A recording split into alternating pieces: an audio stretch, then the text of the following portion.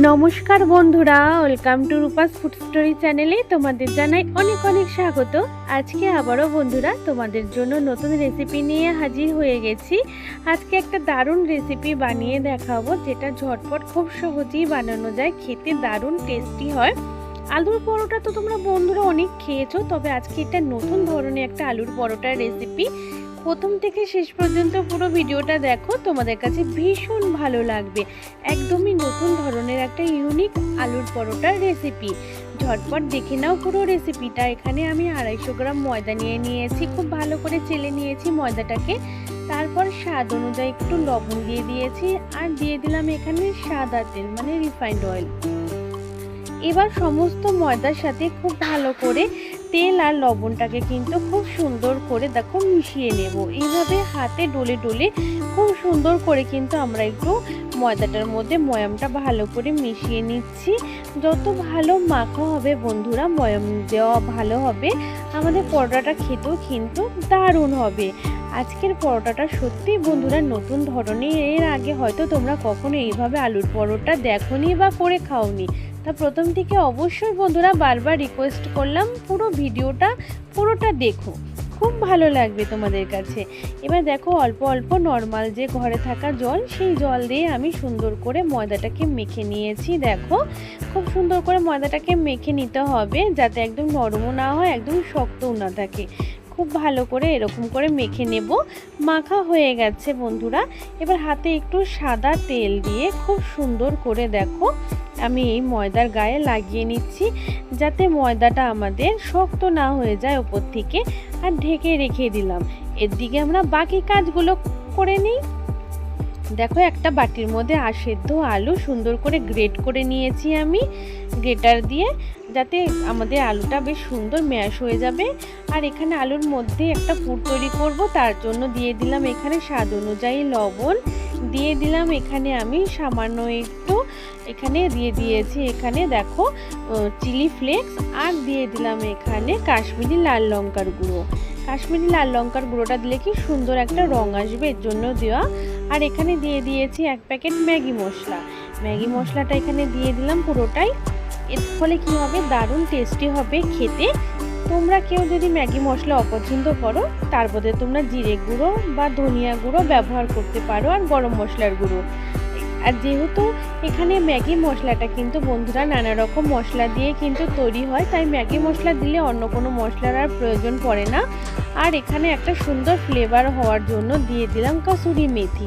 কাসুরি মেথিটাকে আমি একটু হালকা ড্রাই রোস্ট করে নিয়েছি, তারপর হাতে নিয়ে গুঁড়ো করে আলুর মধ্যে দিয়ে দিলাম। এবার খুব সুন্দর করে কিন্তু আলুটা আমাদের মেখে নিতে হবে। যদি হাতের কাছে কাসুরি মেথি না থাকে বন্ধুরা, তাহলে তোমরা ধনিয়া পাতা কুচি অ্যাড করতে পারো।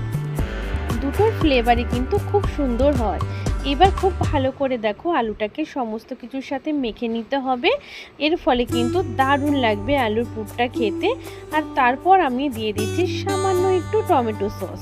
টমেটো সসটার কিন্তু দারুণ টেস্ট আছে, এজন্য একটু টমেটো সস দেওয়াতে আমাদের আলুর পুরের স্বাদ কিন্তু আরও অনেক গুণ বেড়ে যাবে। টমেটো সস দিয়েও কিন্তু খুব ভালো করে আলু সেদ্ধটাকে সুন্দর করে মেখে নিলাম। দেখো আলুর পুর আমাদের একদম রেডি। আর এইদিকে যে ময়দার ডোটা আমরা ঢেকে রেখেছিলাম, এবার আবারও একটু হাত দিয়ে ভালো করে মেখে নিচ্ছি। যত ভালো মাখা হবে আলুর পরোটা খেতে কিন্তু বন্ধুরা ততটাই ভালো এবং টেস্টি হবে। এবার খুব ভালো করে দেখো একটুখানি এভাবে চেপে চেপে সুন্দর করে মেখে নিয়েছি। মাখা দেখো আমাদের সুন্দর হয়ে গেছে, কতটা সুন্দর সফট আর নরম হয়ে গেছে আমাদের ময়দার ডোটা। এবার আমরা এখানে দেখো এবার ময়দা থেকে সুন্দর করে লেচি করে নেব। তা আমি এখানে আমাদের প্রথমে লেচিগুলো কিন্তু একটু বড় দরকার, তাই আমি এখানে 4টে লেচি করে নিলাম বড় বড় করে।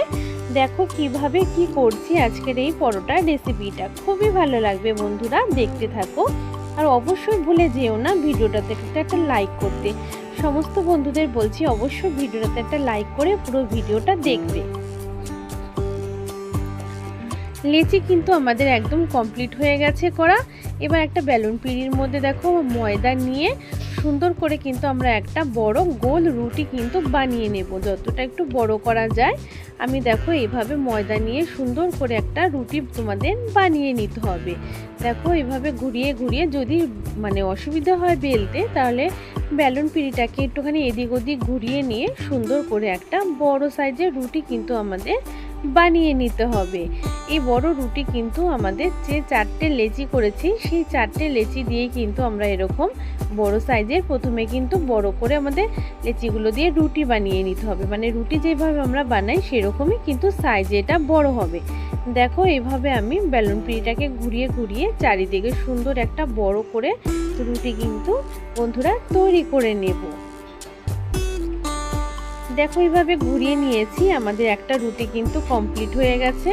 বন্ধুরা আরও একটা রুটি কিন্তু আমি একইভাবে বানিয়ে নেব, সেটাও তোমাদের দেখাচ্ছি আমি বেলে।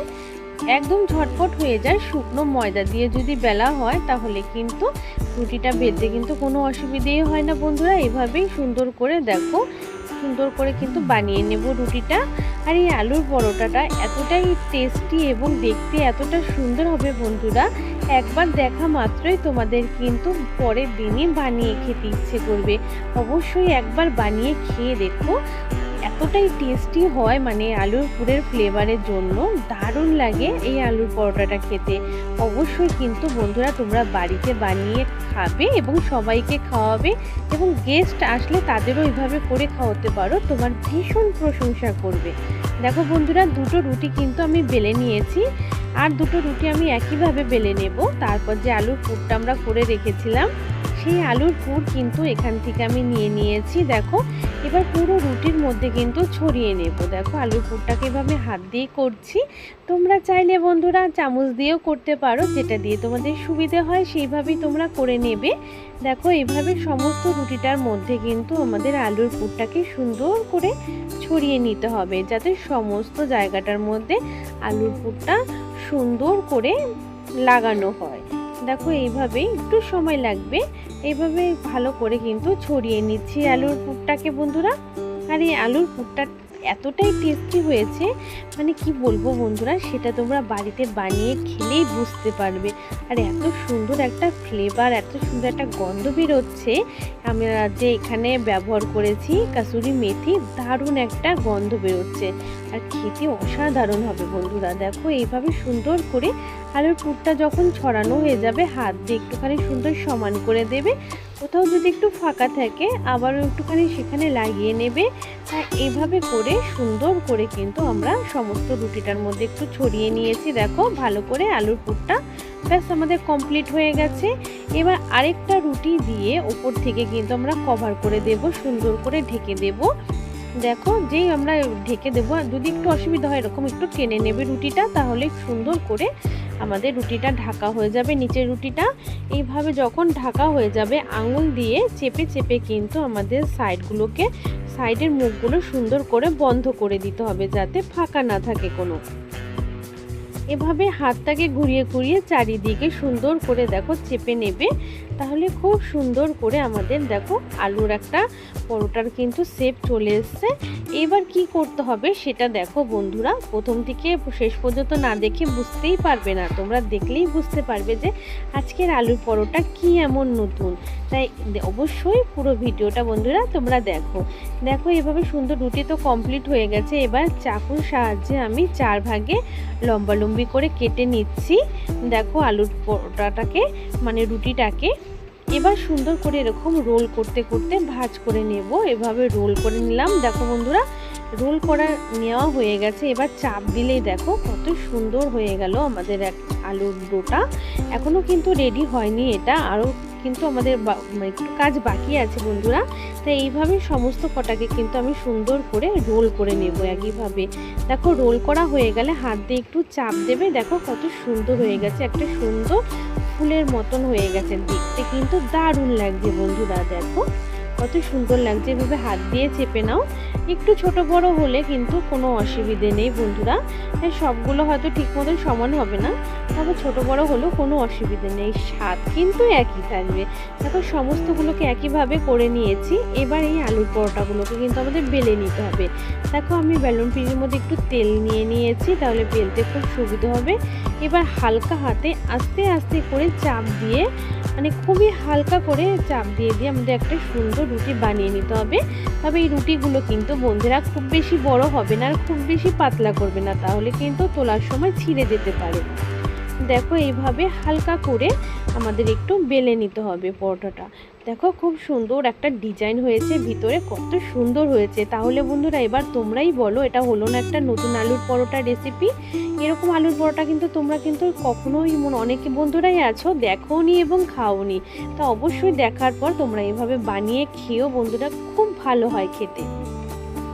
একটা পরোটা তো আমি বানিয়ে দেখিয়ে দিলাম বন্ধুরা, আরেকটাও তোমাদের দেখিয়ে দিচ্ছি। একইভাবে সামান্য একটু তেল লাগিয়ে নিয়ে সুন্দর করে আস্তে আস্তে কিন্তু আমাদের বেলতে হবে। খুব জোরে প্রেস চাপ দেবে না, যাতে না পরোটাটা আমাদের ছিঁড়ে যায় বা তোলার সময় হয়তো উঠলোই না। এর জন্য খুব বেশি বড় করব না, মিডিয়াম সাইজ রেখে যাতে আমাদের পরোটাটা হাতে চলে আসে।